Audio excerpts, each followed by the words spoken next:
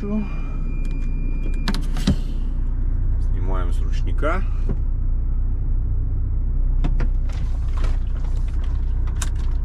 Через 60 метров поверните. Поехали.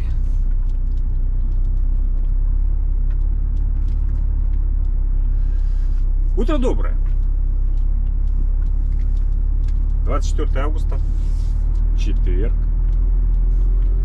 Тулун, если не узнали. Кафе, уютная гостиница. Или проложить. И это стоянка, как ехать На следующем Братск, повороте поверните Усть-Кут, направо. ну и так далее. Усть-Илимск. Это если туда, налево. Просто вчера, когда я в 10 часов вечера вчера приехал в Усть-Кут, сюда, в Тулун, думаю, автобус, ладно. Его не сильно подрежем. Вернее, мы его вообще не подрезали. Рацию включить. Просто на ту, которая там дальше в сторону Красноярска, по дорожной сети, там Узбекистан или Ташкент, как это правильно называется, сейчас посмотрим, как подъедем. Я что-то очень сильно переживал, что мне там не будет места. А ехать дальше мне не хотелось, да, и угрозы, проедешь мимо, будет нехорошо. Возымели свои действия. Короче, свернул сюда, а здесь километр с трассы. Тут единственное, что... Видите, какая здесь гора. Здесь зимой... Ну, ее сыпят, конечно, сыпят. Но зимой в хороший снегопад здесь... Здесь интересно. Она такая крутая. С поворотом практически на 180. Но зато заехал свободно. Места были, без проблем. Я стал. Въедьте на дорогу с круговым Приехали, движением. забрали. А затем съедьте, используя первый Полночи съезд. разговаривали. А то что там? Заехал, уехал, заехал, уехал. В общем, сейчас у нас уже время 4 плюс 5, 9 утра. Я все понимаю, разговоры разговорами. Утро утром. Но ехать-то мне все равно надо. И меня накормили так, что я сегодня вообще есть не буду. В ближайшие часов 7 так точно. Что вечером, что утром. Говорю, Ленка, я не ем столько. Ешь, сказала. Не поспоришь. Так, на эту дрявую заправку мы заезжать не будем. Нам не надо здесь заправляться. Мне хватает топлива до следующей. Следующая у нас в Иланском. До следующей мне хватает, чтобы дойти. Поэтому здесь ничего дозаправлять нам не нужно. На следующем повороте Тетра Ойл называется. затем Етицкая прибудете богомыш. промежуточный пункт. Вы достигли Даже не хочу и комментировать. пункта. Затем поверните направо. Стой, секундочку, сейчас я Машку. То она сейчас будет.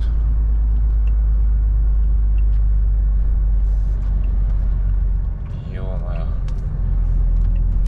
Все, долил. Ну, я как бы промежуточные пункты забивал. Просто так, чтобы чисто ради километра смотреть. А то она сейчас будет разворачивать. Я ж не заехал на заправку. И она сейчас будет меня туда разворачивать. Ну, следующий промежуточный у нее, соответственно, стоит Газпром в Иланском. Вот там уже мы будем точно заправляться. Там уже по остатку где-то будет литров Превышаете допустимую скорость. 120, наверное. По тому расходу, какой у меня сейчас, и по оставшемуся километражу, там в Иланском должно быть литров 120 на остатке.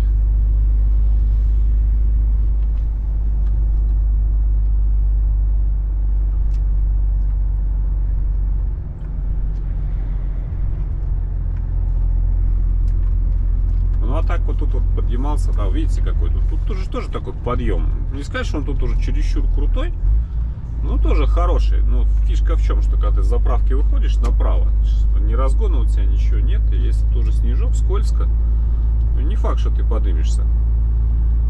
Надо крутить влево, спускаться до этого кольца, это метров 700-800, разворачиваться и уже потом по прямой заходить в подъем. Ну это, может, отменят. Не знаю.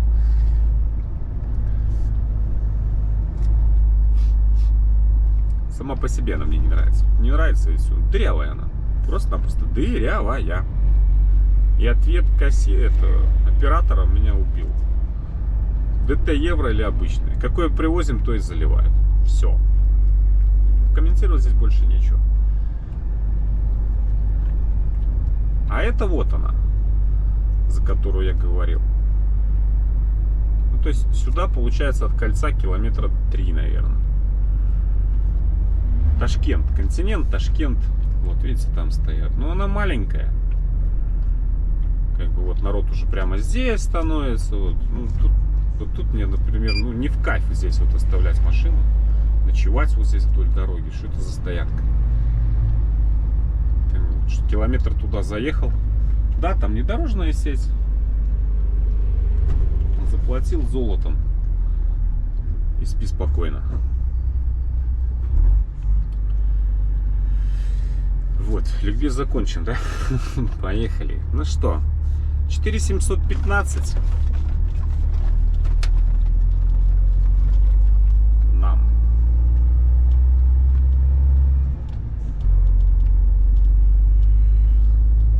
До таможни Домодедово. Соответственно, вчера мы поймали бонусный часик. Соответственно, сегодня мы еще один бонусный часик словим, когда в Красноярский край зайдем. Иланский — это уже Красноярский край.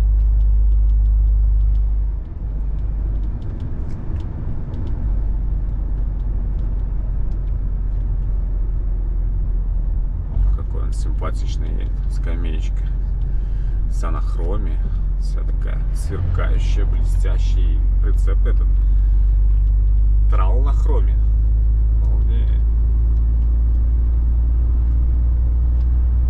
Короче, поехали дальше. Отдыхать хорошо. А Олег говорит, вот, блин, на рыбалочку сегодня, говорит, вечером поеду. Я говорю, гад ты.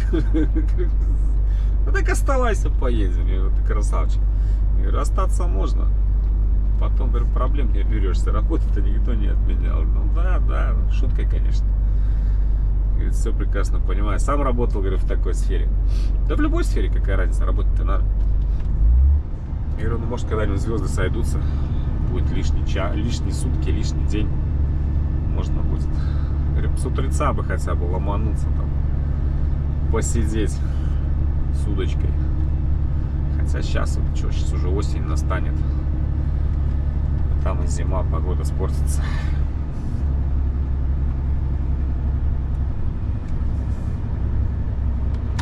Лады, Красноярск направо.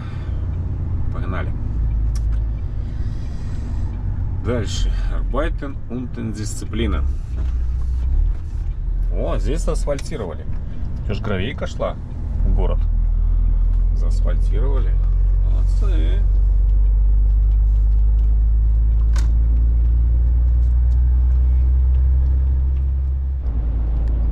Тулунские аграрии вовсю. Уже уборочная. Правильно?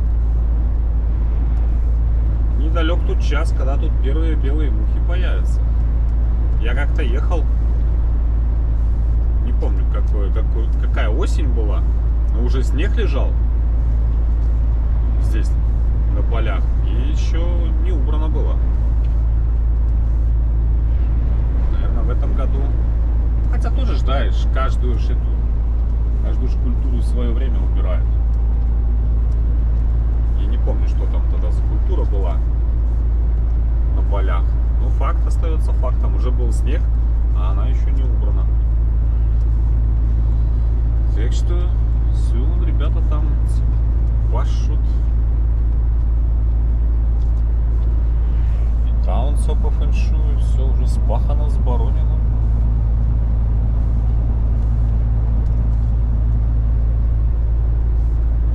Битва за урожай. Да-да. Вот как раз на этом поле, точно. По-моему, пшеница была. Могу ошибаться. Знаешь, вот торчали эти бедные колосья снегом засыпанные. А потом же убери ее, попробуй, да, там все ж раскисает, эта земля, поле, там, кошмар.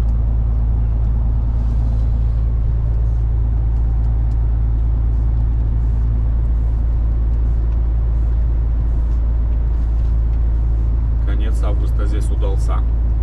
На славу. Погодка, песня.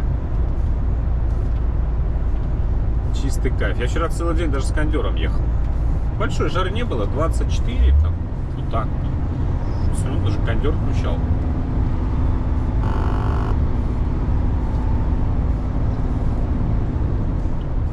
Сразу видно, что идем на запад, правда? Тень куда у нас? Солнце с востока. На востоке встало. И все. Тень впереди. Мы за ней.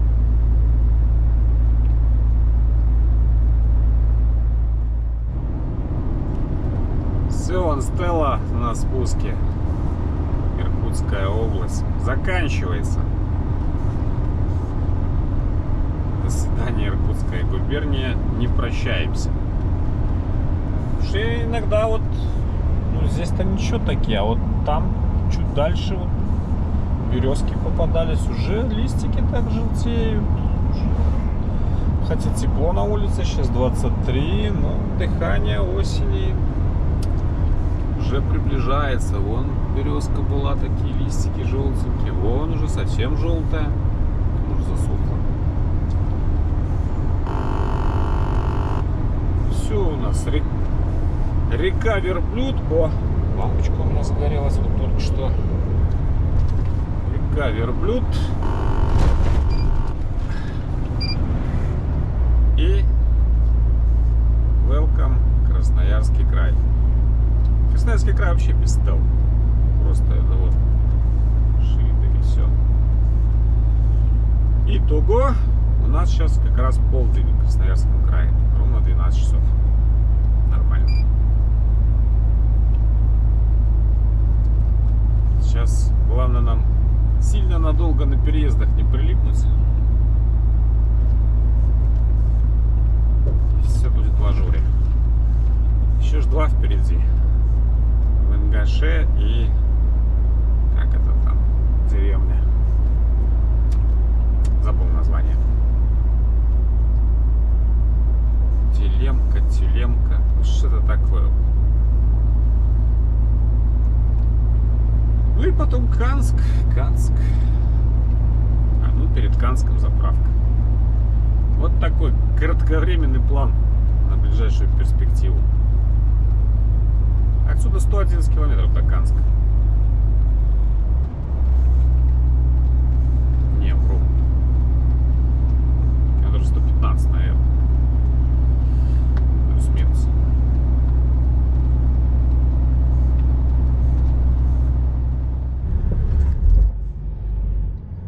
Чистят, ребятки, на ремонте. Пускай почистят, конечно, вопросов даже нет.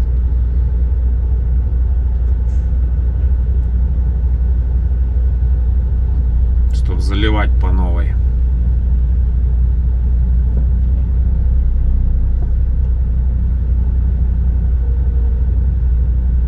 Как он? Быстренько, смотрите, шмык. Ну да. Надо ж асфальт ложить. Или укладывать.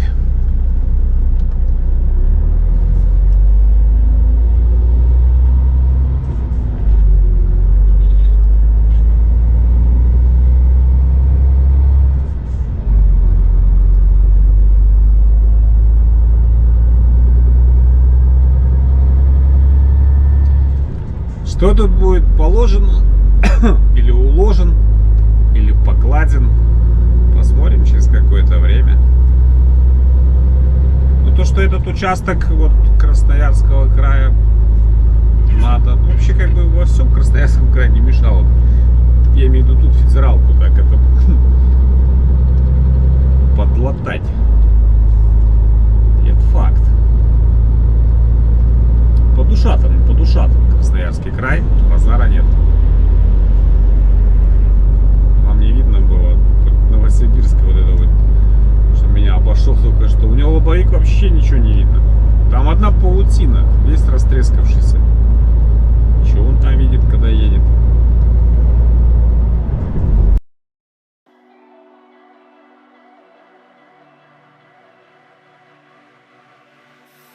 Hey, desire, burning like a fire. What you gonna do when it crumbles down? Watch it get higher, down to the wire.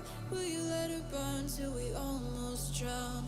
Higher, goodbye, honey, where do we lie? Where you're headed, am I going there too? I don't wanna ask why, wanna give this a try with you. And if you wanna go, I'll follow. I won't let you go alone, 'cause it's a big pill to swallow, but you won't do it on your own. And if you wanna go, I'll follow. I won't let you go alone. I don't care what happens now, where we go, how far and how. If you wanna go, I'll follow.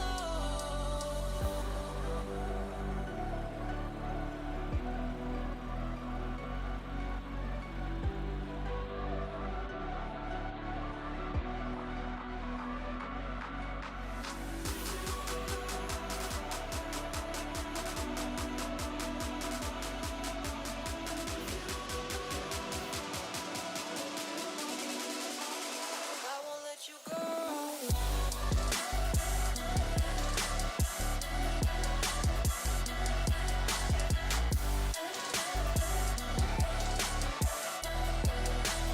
I won't let you go.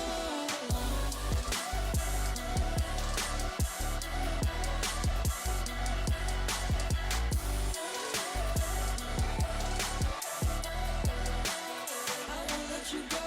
And if you wanna go, I'll follow. I won't let you go alone, 'cause it's a big pill to swallow, but you won't do it on your own. And if you wanna go, I'll follow. I won't let you go alone. I don't care what happens now, where we go, how far and how. If you wanna go, I'll follow. Have you made your mind yet? Have you got your heart set? I don't wanna jump half-hearted. Gotta get your feet wet, gotta give what you get. I don't wanna finish what we started. Like the river flowing, tell me where we're going. Take me to a place that's brand new. Every second growing, time feels like it's slowing with you. And if you wanna go, I'll follow. I won't let you go alone. 'Cause it's a big pill to swallow, but you won't do it on your own. If you wanna go, I'll follow. I won't let you go alone. I don't care what happens now, where we go, how far and how.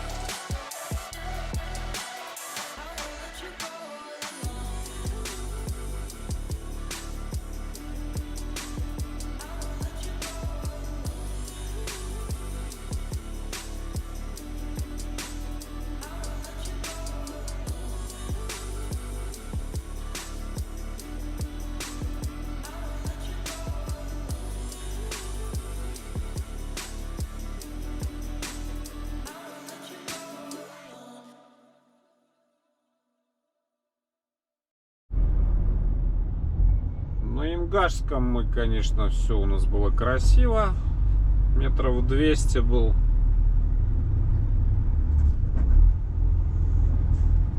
Ну и светофор погас, и все, мы прошли. Вон, видите, вон едет железяков. Но вот в Сулемке нам, походу, придется немножко потолкаться. Ну, тут немножко. В принципе, он там направо, и если сейчас эта железяка уедет, и они подымут шлагбаум, то мы это дело и быстренько проедем.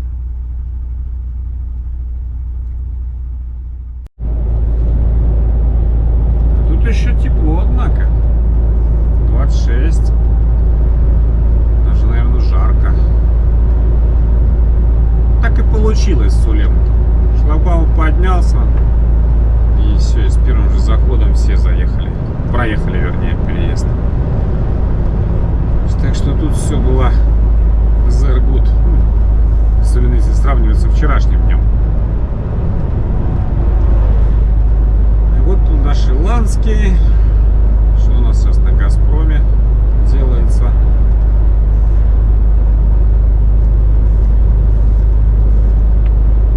Здесь уже заправляться надо. Потому что отсюда мне до Кемерово, даже до Верхней Чебулы мне не хватит. Как бы две заправки. Либо в Чебуле,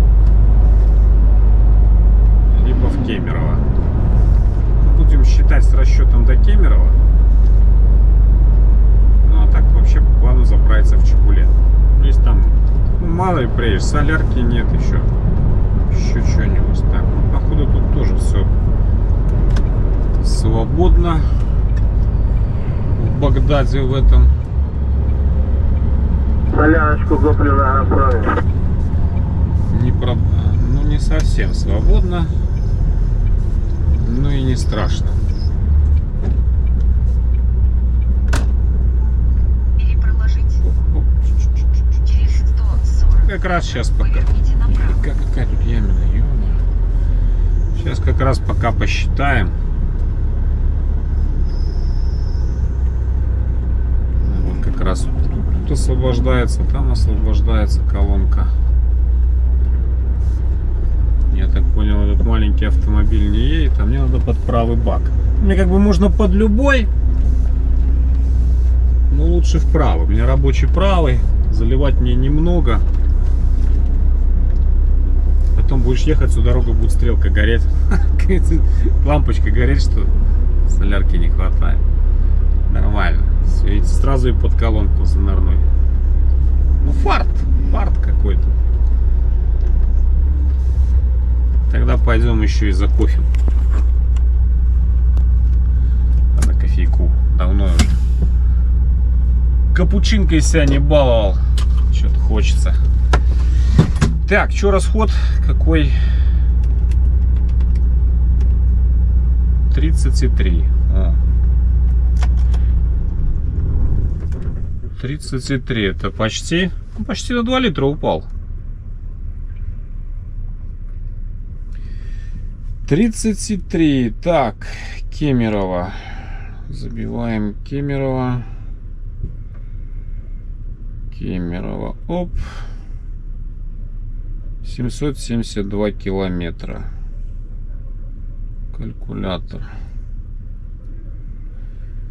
33 умножить на 772 километра. Что я посчитал? 772 умножить на 0.33. 234 литра мне надо сжечь по этому расходу. Так, у нас сейчас какой остаток? А у нас сейчас 130 литров. Вот мне со 130 литрами надо и прийти грубо. Сколько я сказал надо сжечь? 234. 230 литров заливаем. Я не знаю, что они здесь собираются открыть в ноябре 23 года. Вот она, Канская объездная. Откуда будет начинаться. Чего они тут собираются открыть? Тут как была гравейка, так и осталась. Или они за 2 месяца ее в асфальт закатают? Может быть, не знаю. Ну, а мы спускаемся к одному из самых знаменитых городов России. С его объездной. Есть Канны, а есть Канск. Там и там Канская объездная. Доводилось мне объезжать и тот, и те Канны тоже. Но они немножко отличаются. Объездная города Канска и объездная города Канны.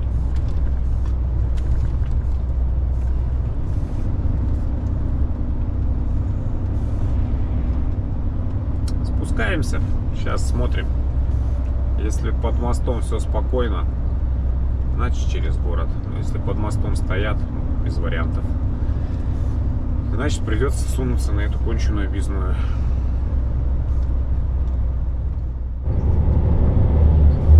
Новый асфальт. Новый. Все. Первые жаркие температуры пришли, и, пожалуйста, смотрите, какие здесь уже колеи. Ну как так-то? Ну я не понимаю. Только не надо мне говорить, то сейчас замечательные люди прибегут, что о, тут такие температуры, то мороз, то. Ну и в каком веке-то живем? Ну неужели нельзя построить современными-то технологиями? Только не рассказывайте мне сказки, что ее нельзя сделать так, чтобы она не продавливалась под жарой и не портилась при морозах. Ни в жизни не поверю. При современных технологиях.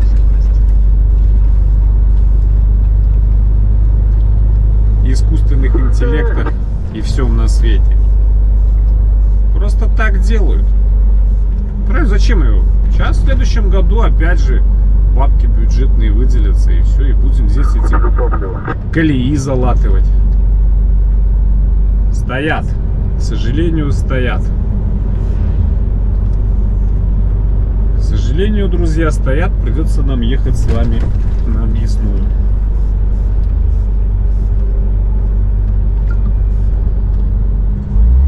Ну, ничего не поделаешь.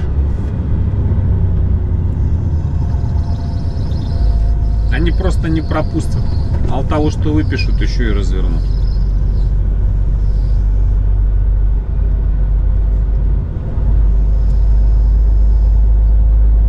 Поэтому что? Поедем трястись по объездной. Ищи то делать.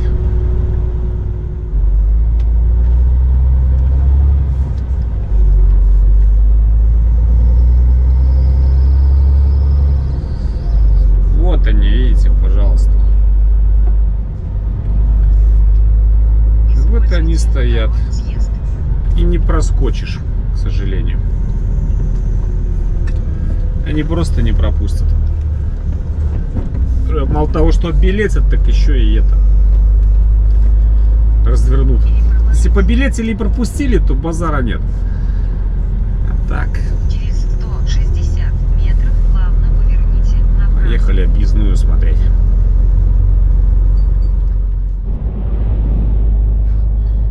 Тут и новую-то объездную строить-то, по идее, не надо. Бабло вкидывать. Нет, ну она хорошо, вопросов нет. Новое, все. Ну блин, положите вы на этой до конца. 4 километра или сколько тут будет оставаться? Сейчас посмотрим. Заасфальтируйте оставшийся кусочек, и все. И все забудут про этот Канск, как страшный сон. Ну здесь же заасфальтировали, вот где мы едем. А на большее что, денег не хватило или что? Я не понимаю.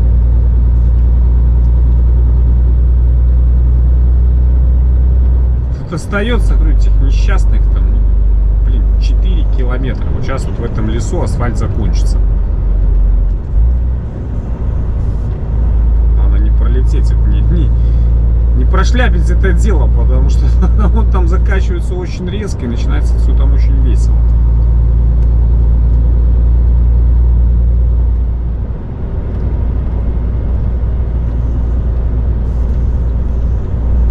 Наверное, даже меньше 4 километров. Мне уже сейчас сейчас показывает 4 километра. Машка. Все. Вы превышаете допустимую скорость. 3,5 получается. 3,5 километра заасфальтируйте и все. Зачем? О, ну, починається щастя. Все. 3,5 километра. Лучше ж начать строить ту объездную, потом бросить, потом опять строить. Бабло-то отмывать надо. Здесь тоже, ну, асфальта хватило, на все не хватило. Или, может, было выделено на все. Ну, просто закончился раньше времени. Короче, вот как-то так. 3,5 километра сейчас вот это вот безобразие. Но здесь хуже, там чуть-чуть получше будет. С леса выедем, там будет получше.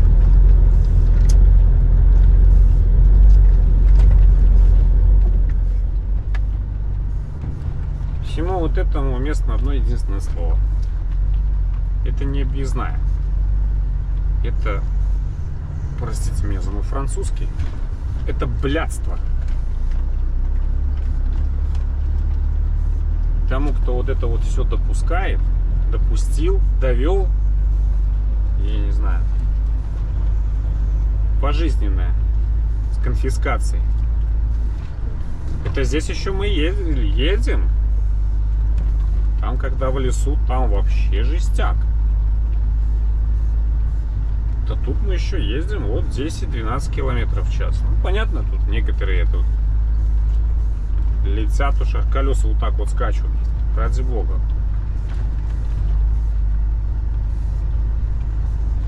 Ну, вот так вот оно нынче все это дело выглядит. Зимой проще, зимой здесь полегче. Зимой тут и 40, и 50 ехал. Еще грейдер когда пройдется. Ну, сейчас тут просто невозможно ехать.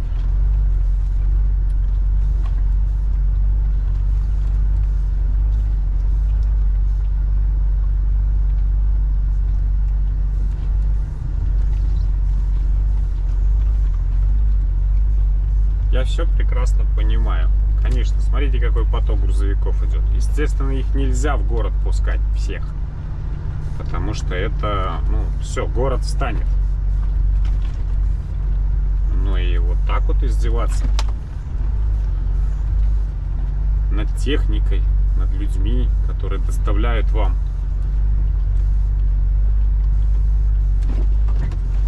все, тоже это свинство. Просто свинство. Мое мнение, имею право. Она сейчас домучиваем тут еще 1,5 километра. Дальше опять асфальт пойдет.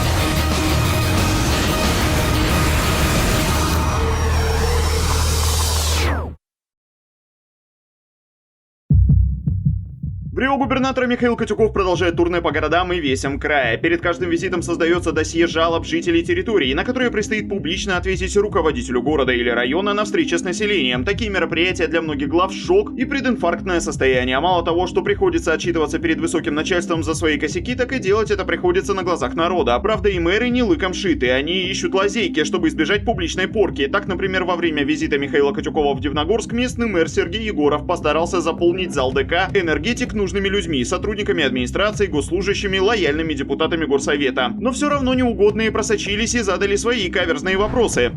А сейчас сделали так, чтобы головку уехать, надо уехать в Приват. А давно это произошло? Ну вот, спросите главы города, когда это он сделал. Пришлось краснеть, но если над Сергеем Егоровым тучи сгустились, в Канске разразилась гроза, но это отдельная история, которая началась еще до визита в город в Рио губернатора. Напомним. В Канске произошел уникальный случай. Жители города обратились с видеообращением к губернатора края Михаилу Котюкову. Люди просят разобраться в сложившейся в городе ситуации. Это настолько возмутило супругу канского мэра Ольгу Бересневу, что она подала иск с требованием взыскать с женщины, зачитавшей коллективное видеообращение, 100 тысяч рублей. Конечно, такими действиями чиновники старой усовской формации ставят в губернатора в неловкое положение. Михаил Михайлович заявил подчиненным о необходимости быть открытыми к людям, а вместо этого муниципальные семейные кланы показательно игнорируют позицию эмпатии и открытости, загоняя людей в ситуацию конфликта. Мэр Канска Андрей Береснев человек невезучий. Как бы он ни старался не стараться, все всплывает на поверхность. А как иначе? Откровенное лукавство, лицемерие и презрение к обычным людям вызывает раздражение и протест. А таких скандалов, связанных с Бересневым и его семьей, предостаточно. Мэр Канска обманул бывшего губернатора УСа, заверив, что сделает сквер в срок, не сделал и не понес наказание. Затем случился громкий скандал с путешествием властной делегации Канска во главе с мэром города в солнечный Таиланд, вопреки поручению все того же УСа оставаться на местах. Известно, что 2 января улетел мэр Андрей Береснев вместе со своим другом, недавно лишенным мандата городского депутата, директора муниципального предприятия Олегом Какаулиным. Вслед за ними 3 января отправились депутаты-единороссы Олег Герасимов и Олег Бурнусов. Что интересно, когда мэр Канска отдыхал на пляже, в сети появилось его видео поздравления с Рождеством на фоне храма, в котором он говорил о чистоте и искренности. Рождество – один из самых великих светлых праздников. Для миллионов людей он служит символом чистоты, искренности, человечности и милосердия. Сам Береснев в это время наслаждался тайским массажем, где его и приметил красноярский ресторатор Владимир Владимиров.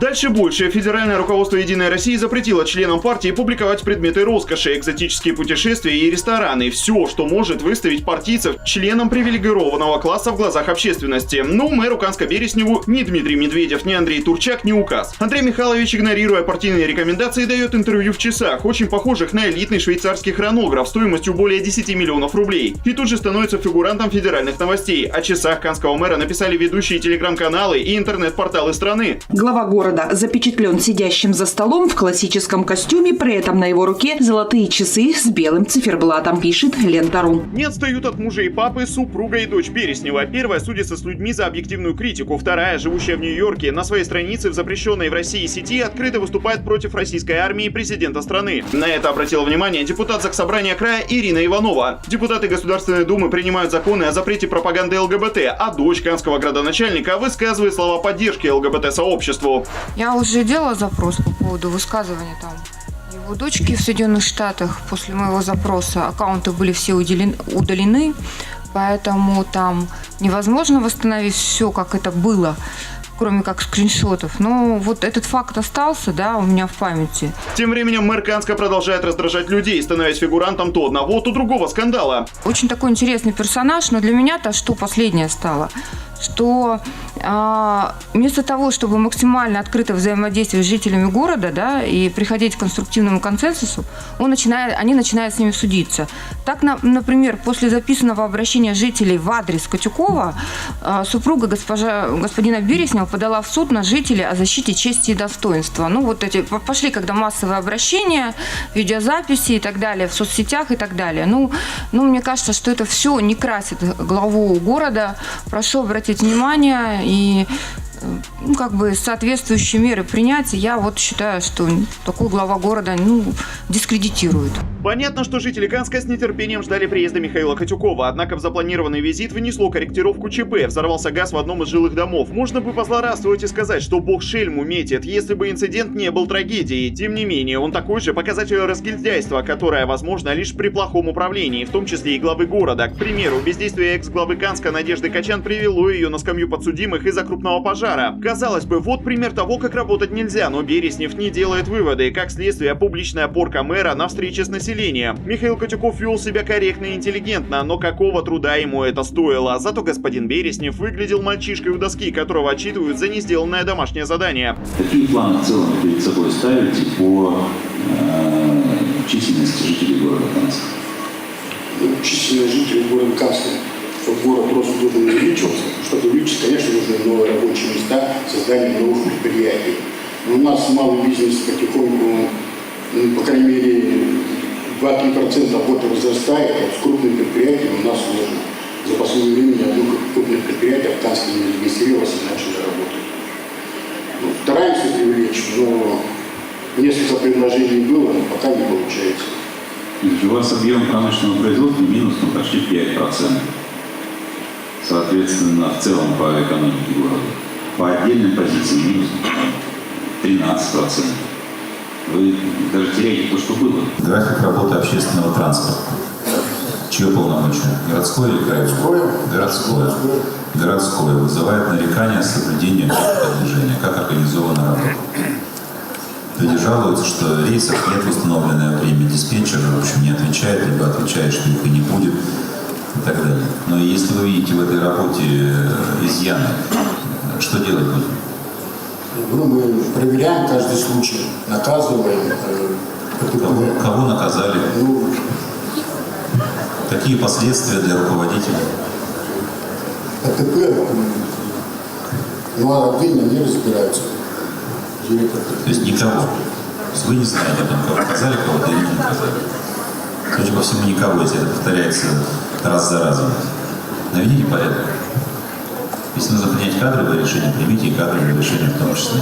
Такие слова, как «стараемся», «не успели», «не смогли», «исправим», «не получается» сыпались из уст мэра Канска потоком. Он выглядел нелепо, так как внятно ответить можно было лишь так: ничего не сделано, потому что ничего не делали. Не до этого мне. Но Береснев продолжал юлить. Квинтэссенцией встречи стали вопросы самих жителей Канска. Тут глава города поплыл окончательно. О многих проблемах ему сигнализировали. Он даже обещал их решить, но, как обычно, ничего не сделал. Например, помочь волонтерам, изготавливающим маск-сети для СВО с помещением. В апреле у них в гостях побывал глава города совместно с членами депутатского корпуса. Пообещали найти подходящее помещение, но ничего за последние 4 месяца волонтерам так и не предоставили. Мы уже 11 месяц работаем для бойцов СВО, и нам никак не могут предоставить помещение, которое мы просим хотя бы 30 квадратных метров и более. У нас сейчас существуют 2 мастерские, это 12 квадратных метров и 15 квадратных метров. Еще в 2021 году я подала заявление нашему прекрасному мэру, говоря о том, что у меня на Ежевине 2 детей. Жить там совершенно невыносимо. Люди живут в таких условиях, тараканы, наверное, лучше живут, чем они.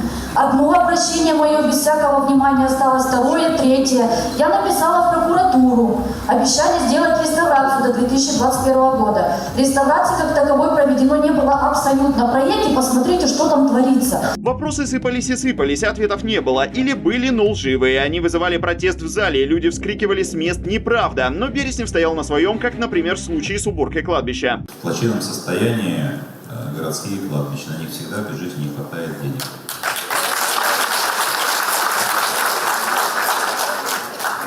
Какие соображения по этому поводу? Муниципальная компания раз в месяц убираются все кладбища, кроме центрального.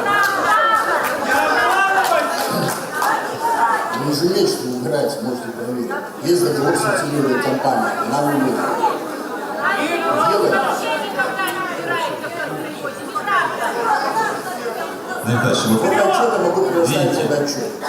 Видите, просто здесь реакция зала, она много говорит. Люди в зале, очевидно, ту работу, которую вы докладываете, не видят. Там трава выше человека. Никто же не знает, где твоя могилка. Поэтому на это, я считаю, мы обязаны обратить внимание. Там не все можно переложить на рециклинговую компанию. Ее задача только вывести мост. А задача организовать подъезд, навести порядок внутри. Задача уже других организаций служб. Регионы дороги собираем. Ну, работаем, конечно, очень достаточно, работаем. Очевидно, судя по тому, как реакция недостаточно.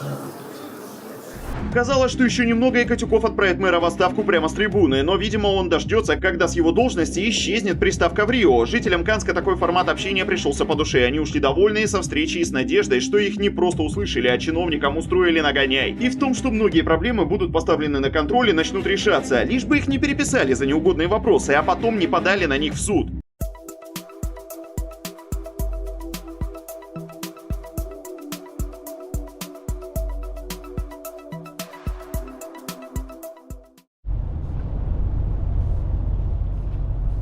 Вырвались мы с этого блядства. 2 города. Да, Канск и Ачинск. И оба в Красноярском крае. В одном объездная знаменитая, во втором переезд. такого больше нигде не найти со светофором. Чего он тормозит? Наверное, мы его обгоним. Что я не пойму. Как-то странно едет. О, еще раз дуло всего.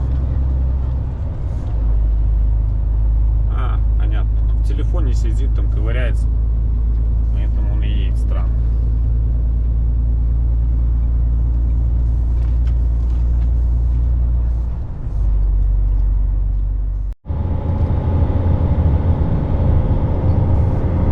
Какого-то тоже крокодила тащит.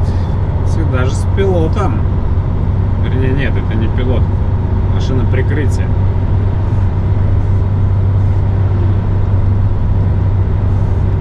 Сейчас он в горку сядет. Он предыдущую горку еле подымался. Тяжелый.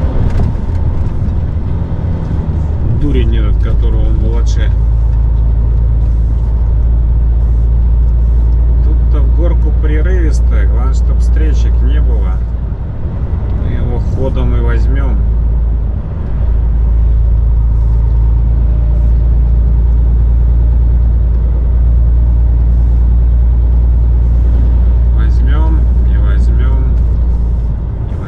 Встречка идет. И все, и все, и все. Дальше уже, соответственно, мы уже и сами присели.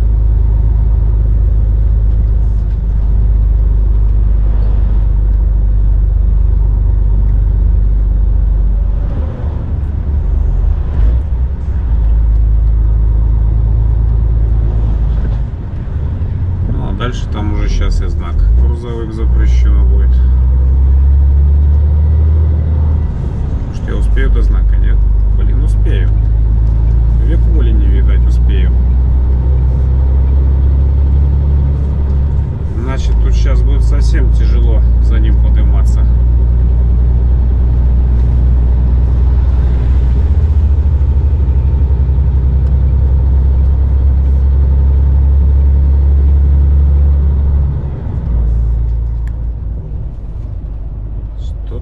Явно с этим впереди едущим автомобилем немножко что-то он везет такое, интересно. Железяку какую-то, как-то ворота так интересно закрыты. Что-то его перекошенный весь направо.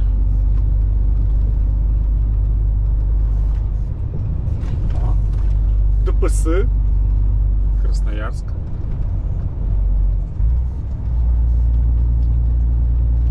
Красноярские. Короче, мы уже Новопятницкое прошли.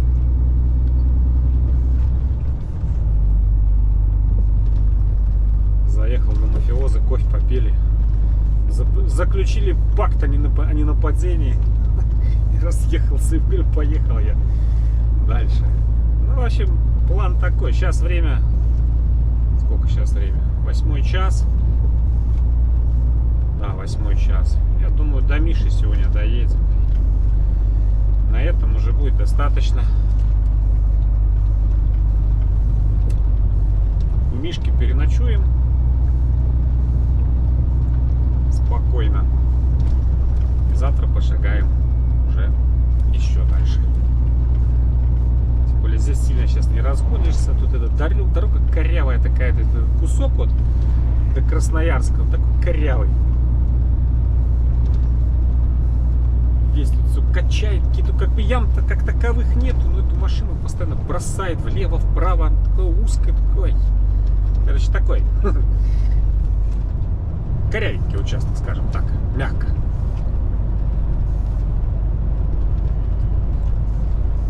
Вот. Мишка писал мне, говорит, а мы тогда когда с этим были, же говорю, с велосипедистом. Миша спал. Я говорю, не надо будить хозяек. Я вам переписку показывать не буду, но отгреб я в Китае по полной. Мне Миша ввалил. Говорит, чего не разбудил? Я говорю, ну зачем? Короче, ругался на меня. Сказал, что в следующий... Назад буду ехать, чтобы обязательно заехал. Я говорю, Миша, 100%. Во-первых, я и так, и туда заезжаю. Большая ширина, да. Смотрите, какой он широченный. Охренеть. Ну, это типа вот того, что я видел. Такие же широкие тоже, наверное, на Усть-Кут потащили. Сейчас их там уже встретят. ДПСники стоят уже. Мимо не пропустят, поверьте мне. Поверьте на слово. Возил не габарит и знаешь, что это такое. В Башкирии сплошную бросали продавать, когда мимо них с мигалками проморгаешь. Догоняли. Поэтому не габарит так просто мимо не проедет.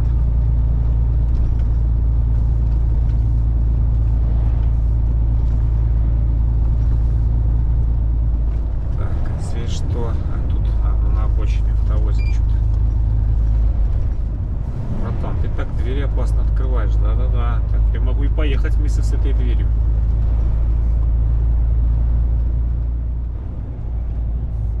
Тоже вот, видите, да, коллега везет. Колеса эти от Белазов или от чё тут? Вы зеркала видите? Я лично его зеркал не вижу. Как он едет? Перестроиться надо, маневр совершить. Вы такие здоровые, да? Охренеть! Вот это колесико. Сука, оно стоит. Что-то я где-то слышал, то ли лям одно колесо, то ли, ну, в общем, что-то такие они очень-очень далеко не дешевые, эти колесики.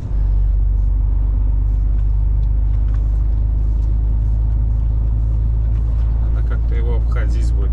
На подъемах садится. Тяжеленный, наверное, как на подъемах присаживается. Пару тонн, наверное, одно колесо весит как минимум. Если не больше.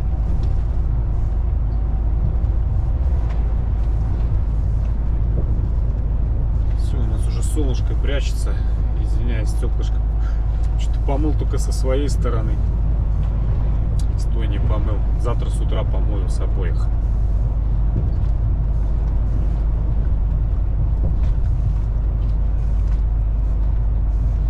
Поленился, честно признаюсь.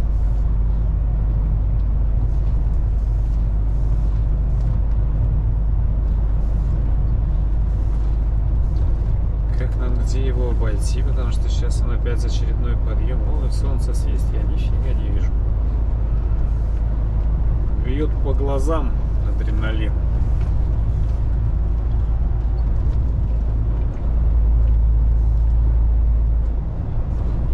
Надо только это в горку, потому что по прямой с горы он хорошо разгоняется.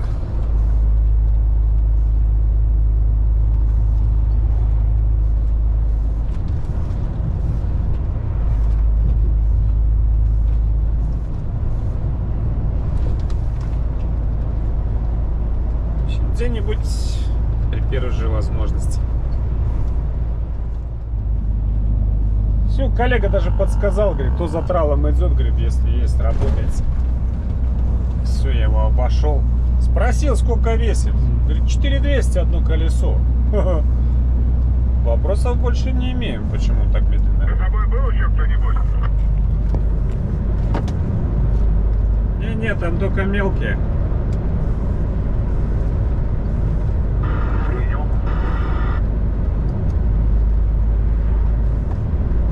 Молодец, говорит, коллега.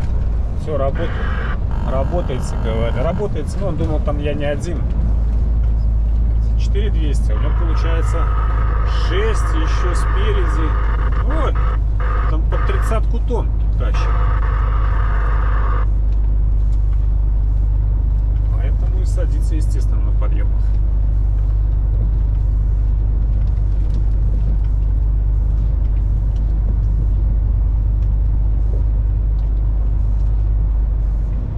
Тещин? Или не тещин? Он тут один. Да, тещин. Или нет? Или да? Тещин.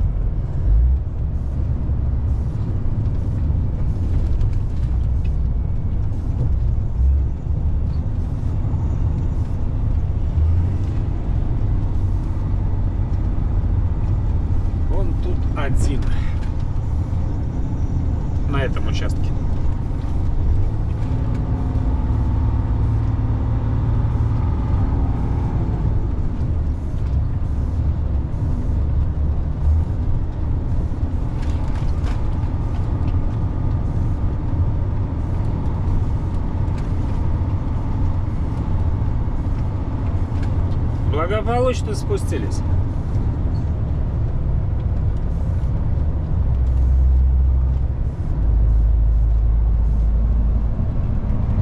Самые нетерпеливые пошли.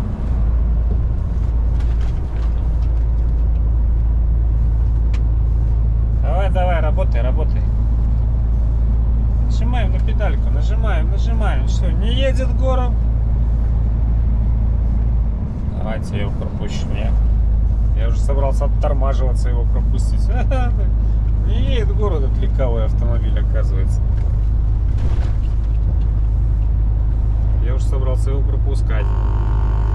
Смотрю, он уже первый начал оттормаживаться.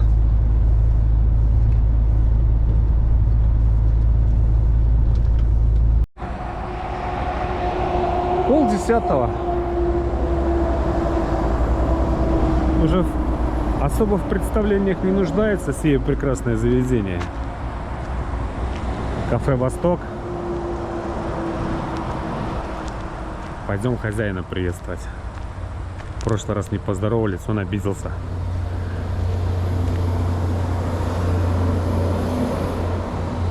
Здрасте.